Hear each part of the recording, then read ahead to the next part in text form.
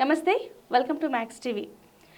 12 రాశుల వారి స్వభావం ఏ విధంగా ఉంటుంది, అలాగే లక్షణాలు ఏ విధంగా ఉంటుంది, వారి ఆలోచన విధానం ఏ విధంగా ఉంటుంది అని మనకు తెలియజేయడానికి స్టూడియోలో ఉన్నారు ప్రముఖ ఆధ్యాత్మికవేత్త సత్యనారాయణ మూర్తి గారు. మరి వారిని అడిగి మరిన్ని విషయాలు తెలుసుకుందాం. నమస్కారం గురుజీ. నమస్కారం అమ్మా నర్మదా. గురుజీ ఎలా ఉన్నారు? బాగున్నానమ్మా. అలాగే గురుగారు, సింహరాశి వారికి సంబంధించి వారి స్వభావం ఏ విధంగా ఉంటుంది, లక్షణాలు ఏ విధంగా ఉంటాయి, అలాగే వాళ్ళకి లక్కీ డేస్ ఏంటి, లక్కీ కలర్ ఏంటి? సింహరాశి సినిమా వచ్చింది, జీవిత రాజశేఖర్. అవునండి. ఆయన మరి 12 రాశిలో వృషభ రాశి, మేషరాశి అని ఎందుకు రాలే సినిమాలు అంటే ఆ డైరెక్టర్ సింహరాశి అయినా ఉండాలా, ప్రొడ్యూసర్ సింహరాశి అయినా ఉండాలా అని మనం అనుకుంటాం. అలా అని కాదు, కానీ చాలామంది సింహం అంటే అందరికీ ఇష్టం, ఒకళ్ళిద్దరికి కాదు. అది చాలామంది రాజకీయ నాయకులు చూడు, వాళ్ళు సింహం బొమ్మని బ్రాంజ్తో ఇత్తడితో చేసిన దాని కార్లు ముందు పెట్టుకుంటారు, బైకుల మీద కూడా పెట్టుకుంటారు చాలామంది. అంటే సింహం అంటే అంత ప్రాణం అందరికీ. అలాగే ఈ రాసులలోకెల్లా 12 రాసుల్లోకెల్లా సింహరాశి శక్తివంతమైంది కాదు. అది జనరస్ అట్ హార్ట్, అంటే వాళ్ళు హృదయం మంచిది, మాట పడరు. వాళ్ళని శుభ్రంగా మనం పొగుడుతున్నాం అనుకో, సింహరాశి వాళ్ళని మనకు ఫుల్గా పెడతారు తిండి అన్నీ. కానీ వీళ్ళ దగ్గర ఒక బ్యాడ్ హ్యాబిట్ ఉంటుంది. ఇప్పుడు వాళ్ళు డబ్బులు ఇచ్చి వాళ్ళు ఏం చేస్తారంటే, మనం 100 మందికి చెప్తారు, ఆ 100 మంది వచ్చి మనల్ని అడుగుతారు, మీకు డబ్బులు ఇచ్చిందంట కదా, మీకు డబ్బులు ఇచ్చారంట కదా, మీకు డబ్బులు ఇచ్చారంట కదా. ఇది ఒకటికి చెప్తే పర్వాలేదు, ఇద్దరికి చెప్తే పర్వాలేదు. ఇవి విన్నవాడు వాడికి 100 మంది చెప్పేసరికి వీడికి మండిపోయి ఈ వీళ్ళు చేసిన సహాయాన్ని గుర్తించరు. ఏంటి వీళ్ళు మమ్మల్ని బ్యాడ్ పబ్లిసిటీ చేస్తున్నారు, డౌన్ చేస్తున్నారని. శత్రువులు అంటే ఈ సింహరాశి వాళ్ళు ఏం చేస్తారంటే అలా చెప్తారు. కోరి శత్రువులు తయారు చేసుకోవడంలో నెంబర్ 1 ఎక్స్పర్ట్లు ఈ సింహరాశి వాళ్ళు. మంచి హెల్ప్ చేస్తారు, అందులో డౌటే లేదు, ఖర్చు పెడతారు, అన్నీ బాగానే ఉంటాయి. కానీ ఇది తమ గొప్పలు ఇతరులకు చెప్పుకోవాలి అన్న విషయంతో వాళ్ళ చెడు అలా చేసుకుంటారు. అండ్ నెక్స్ట్, ఇక సింహ రాశి వాళ్ళని మనం సింహం పేరు వినగానే మనం వాళ్ళ నడక సింహంలాగా ఉంటుందేమో అనుకుంటాం. డాక్టర్ నందమూరి తారక రామారావు గారిని చూడు, ఆయన అసలు సింహరాశితో సంబంధమే లేదు. ఆయన తులారాశి, తుల లగ్నం, పుష్టిగా మంచిగా నడక నడిస్తే సింహ నడకలాగా ఉంటుంది. అంటే ఈ సింహరాశి వాళ్ళకి ఎలా ఉంటుందంటే మెంటల్ పవర్ ఎక్కువ ఉంటుంది. వాళ్ళు నాయకత్వ లక్షణాలు పుష్కలంగా ఉంటాయి. And they will dictate the people, శాసిస్తారు. వాళ్ళు విపరీతమైనటువంటి హార్డ్ వర్క్ చేస్తారు. అమాయకులు, నమ్ముతారు, అంటే వాళ్ళకి తెలిసి నమ్ముతారు. సపోజ్ ఉదాహరణకి సింహరాశి వాళ్ళ భర్త ఉన్నాడు అనుకుందాం, అతను జాబ్ చేయడు, పాపం ఏమో గవర్నమెంట్ ఎంప్లాయీ అనుకుందాం. ఏదో ఒక డ్రైనేజ్ ఏదో బాగు చేయడానికి ఒక 2000 ఏదో అవుతుంది అనుకుందాం. అయితే హస్బెండ్ ఏం చేస్తాడు, 10,000 అవుతుందని చెప్తాడు. ఈమెకి తెలుసు పాపం 2,000 అయిపోతుందని, కానీ ఇవ్వకపోతే కుదరదు కదా, తప్పదు, భర్త కదా అని ఇచ్చేస్తుంది. అంటే ఏంటి, తెలిసి కూడా వీళ్ళు మోసపోతారు. అది ఈ సింహరాశి వాళ్ళు. అండ్ ఎంత హార్డ్ వర్క్ చేస్తారంటే వీళ్ళు స్టడీస్లో కూడా చాలా అద్భుతమైన హార్డ్ వర్క్ చేస్తారు. అండ్ అదృష్టం వీళ్ళకి కలిసి వస్తుంది ఎక్కువ. అందువలన ప్రభుత్వ ఉద్యోగాల్లోకి అనుకోకుండా వెళ్తారు వీళ్ళు. అండ్ నెక్స్ట్, ఈ రాశి వాళ్ళకి అధిపతి ఎవరంటే సూర్యుడు. ఈ సూర్యుడు ఏం చేస్తాడు, వరాలు అడిగిన మనకు నవగ్రహాలతో 9 అమాయక గ్రహం ఎవర్రా అంటే సూర్యుడే అనమాట.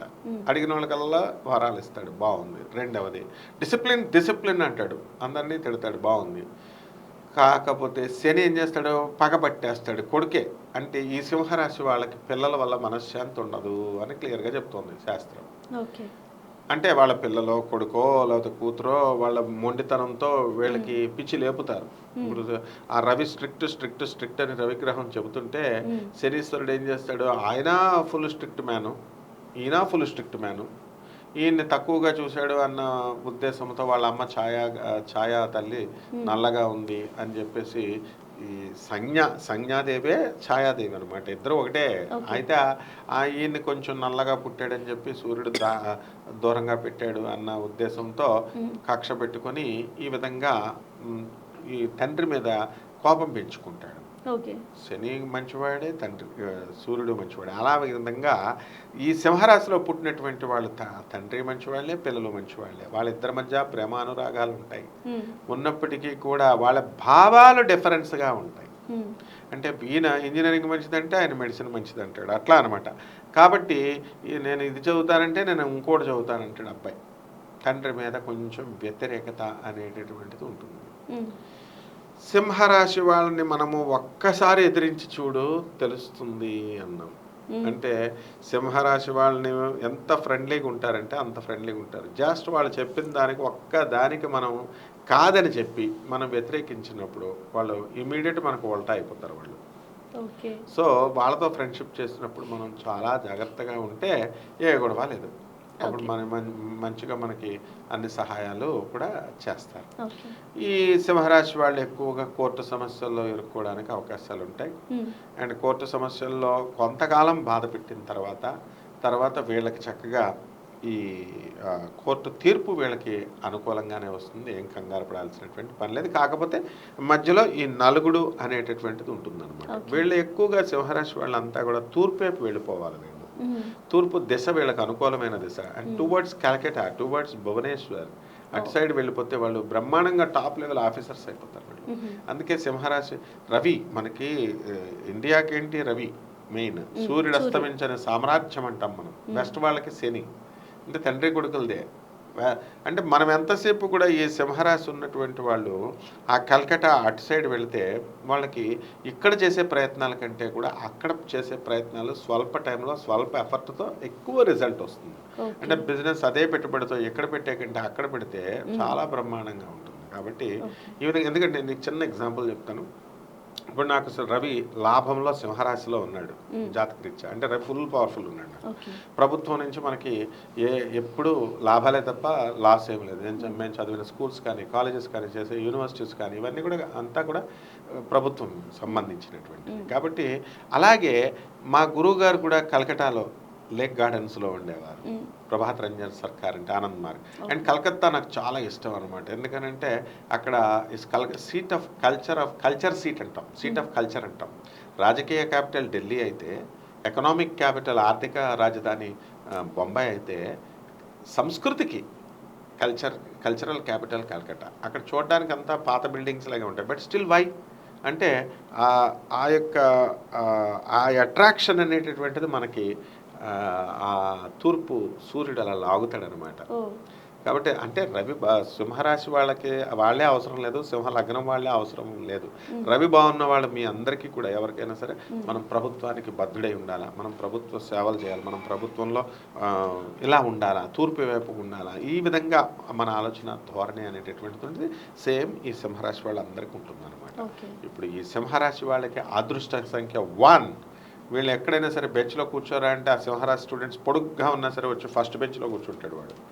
మా ఫ్రెండ్స్లో నేను వెళ్ళి సెకండ్ బెంచ్లో కూర్చునేవాడిని. మనం చంద్రుడు కేటగిరీ కాబట్టి వాడు ఒకడు పొడుగ్గా నాకంటే పొడుగ్గా ఉండేవాడు క్లాస్లో. వాడు వచ్చి ఫస్ట్ బెంచ్లో కూర్చుంటే టీచర్ నన్ను వాడిని ఇద్దరిని లేపేసి లాస్ట్ బెంచ్కి పోండి అనేది. కాబట్టి ఈ రోజు సండే వీళ్ళకి చాలా అద్భుతమైనటువంటి రోజు. సండే రోజున విజయాలు సాధించేస్తారు. గోధుమ రంగు బట్టలు, గోధుమ రంగు కలర్లు వేసుకోవాలి. అండ్ నువ్వు గమనిస్తే ఈ సింహరాశి వాళ్ళంతా కూడా మనకి రైస్ ఎక్కువ తింటారు, వీళ్ళు వీట్ ఎక్కువ తింటారు, దాన్ని ఏమంటారు గోధుమ రొట్టెలు ఎక్కువ తింటారు. నేను ఆశ్చర్యపోయాను. ఏమిటి ఓ హోటల్కి వెళ్తే ఆర్డర్లు ఇస్తే మనం పెసరట్టు లేకపోతే మన ఇష్టం వచ్చిన ఎవరైనా ఒకడు దోశ చెప్తాడు, ఒకటి ఇడ్లీ చెప్తాడు. చంద్రుడి బలం ఉన్నవాడు తెలుపు ఇడ్లీ చెప్తాడు, పెసరట్టు ఏమో బుధుడు వాడు చెప్తాడు. నేను గమనించేవాడిని. ఈ గోధుమలు ఏంటంటే వీడు తెగ తినేస్తున్నాడు, చపాతీల మీద చపాతీలు అజిత్ అని ఉన్నాడు అనమాట బోయినపల్లిలో. అంటే చపాతీలు ఖాళీ చేసేస్తున్నాడు వీడియో అనుకునేవాడిని. పూరి లేదా పూరి అంటాడు. ఆ పూరి తింటే మనకి అరగదు, 11 మళ్ళీ లంచ్ టైంకి అరగదని మనం అంటుంటే. సో అంటే ఈ గోధుమలకు అంత ప్రాధాన్యత అనేటటువంటిది ఉంటుంది. సో ఈ విధంగా ఆ గోధుమలను ఎక్కువ ఇష్టపడతారు. వాళ్ళకి ఇష్టమైనటువంటి ధాన్యము గోధుమలు. ఎవరికైతే రవి బాగాలేదో, వీళ్ళ సింహరాశి వాళ్ళందరికీ రవి బాగుండాలని ఉండదు కదా. వ్యక్తిగత జాతకాలను బట్టి కొంతమందికి బాగుంటుంది, కొంతమందికి బాగుండదు. ఎవరికైతే బాగాలేనటువంటి వాళ్ళు ఉంటారో అటువంటి వాళ్ళు గోధుమ దానం చేసి ఉంటే సరిపోతుంది. అండ్ వీళ్ళు 1వ తేదీ, తర్వాత 10వ తేదీ, 19వ తేదీ ఈ తారీఖుల్లో కనుక ఆదివారం నాడు కనుక తూర్పు దిక్కుగా పెళ్లి చూపులు పెట్టుకోవాలి. ఎక్కడంటే పెళ్లి చూపులు చాలామంది ఇప్పుడు సేమ్ ఊర్లో పెట్టుకోవట్లే. అప్పుడు మా స్టూడెంట్ ఒక అమ్మాయి డాక్టర్ ఉంది, విజయవాడలో పెట్టుకుంది పెళ్లి చూపులు. వాళ్ళ డాడీ మమ్మీ హైదరాబాద్లో ఉంటారు.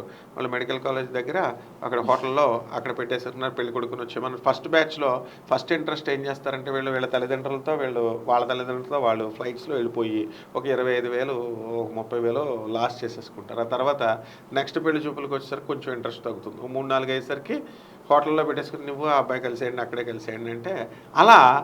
ఇక్కడ ఏంటంటే ఈ యొక్క సింహరాశి వాళ్ళకి నేను గమనించింది ఏంటంటే వీళ్ళకి డెసిషన్ మేకింగ్ అనేటటువంటిది పాపం తీసుకోలేరు. అంటే మేము చెప్పిందే అవతల వాళ్ళు వినాలా, మేము చెప్పిందే అవతల వాళ్ళు చేయాలా అనేటటువంటి స్వల్పమైనటువంటిది. అటువంటి అమ్మాయికి, పెళ్లి కానిటువంటి అమ్మాయికి మరి రవి బలం బాగుంది కాబట్టి నువ్వు వెళ్ళి కలకత్తాలో పెట్టుకో అని చెప్పాను. కలకత్తాలో పెట్టుకోగానే పెళ్లి కుదిరిపోయింది భువనేశ్వర్ అటు దగ్గరలో. సో ఆ విధంగా ఈ సింహరాశి వాళ్ళందరూ కూడా lucky date is 1 and their lucky number is 1 and their favorite animal is lion. And it's a cat family. సింహరాశి వాళ్ళ ఇళ్లలో నువ్వు చూస్తే టైగర్లని, సింహాలని పెంచుకోలేం కాబట్టి పిల్లులు పెంచుకుంటారు. ఈ పిల్లులన్నీ కూడా క్యాట్ ఫ్యామిలీయే కాబట్టి. అండ్ వీళ్ళు పూజ చేసేటటువంటి దేవత ప్రత్యంగిరా దేవత. 1000 ముఖాలు, 1000 సింహ ముఖాలు ఉన్నటువంటి తల్లిని పూజ చేస్తారన్నమాట వీళ్ళు. థ్యాంక్ యూ గురుగారు. సింహరాశి వారికి సంబంధించి స్వభావం అలాగే వాళ్ళ లక్షణాలు ఏ విధంగా ఉంటాయో తెలియజేశారు. ధన్యవాదాలు. ధన్యవాదాలమ్మా.